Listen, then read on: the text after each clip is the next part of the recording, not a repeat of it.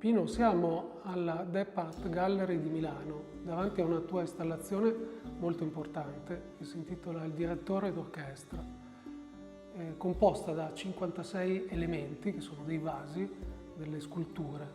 Come nasce questo lavoro?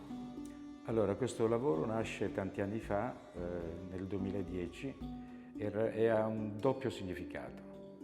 Il primo, diciamo, ha due titoli. Il primo titolo è il direttore d'orchestra, dove c'è questo omino che in bilico sta sul vaso e dirige l'orchestra, e tutti i vasi sono come se fossero degli strumenti musicali. Poi c'è un altro significato, ancora più profondo, e che è un omaggio agli artigiani, a tutti quelli che sanno usare le mani, e diciamo a tutti quelli che hanno le mani d'oro. Quindi è un lavoro che va nella direzione sia della artigianalità, ma anche del saper fare, quindi del lavoro che nasce dalle mani dell'artista e poi diventa un lavoro anche più concettuale. Sì, io ho sempre dichiarato che sono un artigiano imprestato al mondo dell'arte, e questo è un omaggio all'artigiano, a quello che usare le mani, che sa usare le mani. Io infatti nel mio lavoro, come dire, inizio e finisco, non c'è l'intervento di nessuno. Inizio a lavorare all'argilla, che è quella che, diciamo, in pochi momenti riesco a definire o a concludere un lavoro, e quindi diciamo che con questo lavoro riaffermo questo principio. Certo, c'è tutta la fase quindi progettuale del lavoro. Nasce dal lavoro dell'argilla, quando l'argilla è ancora cruda, e quindi diventa poi con una manualità, diventa cotta.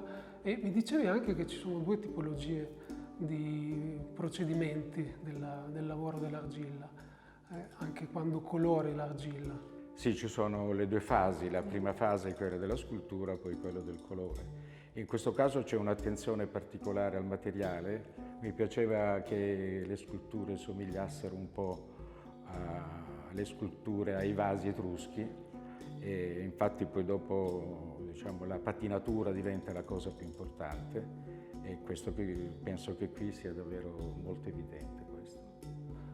Come mai hai scelto delle forme tutte diverse, non hai mantenuto un'unica forma? Forse perché l'orchestra è composta da vari elementi e quindi a seconda dello strumento che suonano hanno una costituzione diversa, o no? Sì, ma sia per quanto riguarda gli strumenti, che naturalmente gli strumenti sono uno diverso dall'altro, e poi sempre volevo rimarcare questa cosa che anche per gli artigiani c'è questa cosa, no? Come di offrire sempre un prodotto diverso, insomma. Ecco, quindi c'è una ricerca anche da parte mia di tutte le forme, diciamo, uno diverso dall'altro, insomma, ecco, di differenziare uno strumento dall'altro.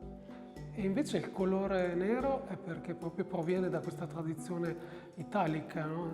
degli Etruschi. Loro usavano, per ottenere questo nero un po' profondo, usavano del carbone macinato. Io naturalmente non ho fatto questo procedimento, però mi piaceva che tutti gli strumenti fossero dello stesso colore, quindi per evidenziare la forma necessariamente dovevano essere dello stesso colore, quindi ecco perché nasce questa uniformità del colore nero in questo caso. Ecco.